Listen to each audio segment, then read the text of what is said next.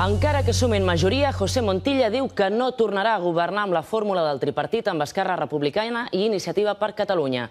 El secretari general del PSC ha estat contundent quan falten només 3 setmanes per l'inici de la campanya electoral. Diu que el temps del tripartit ha passat i que ara no hipotecarà l'ideari socialista per un grapat de vots que li donin la investidura a la presidència. Tot estava mil·limetrat avui al foyer del Teatre del Liceu de Barcelona.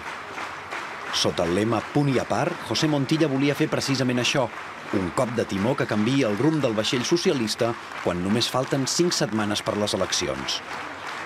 Un punt i a part per tancar l'etapa del govern d'entesa amb Iniciativa i Esquerra, per poder, segons ha dit, afrontar des de la coherència del PSC la cruïlla històrica a la qual s'enfronta el país.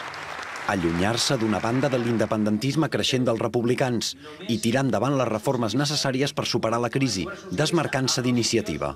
El tripartit ha fet un gran servei, escolteu, però el seu temps ha passat.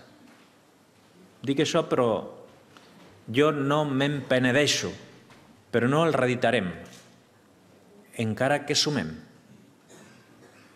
Amb aquesta fórmula i amb les propostes actuals dels seus candidats no podríem encarar el futur de Catalunya, escolteu. Ara cal fer un punt i a part, un punt i a part. Defensa de la feina feta. Montilla no es penedeix del govern d'entesa. I final d'etapa, en un acte solemne que el PSC ha tancat amb el cant dels segadors.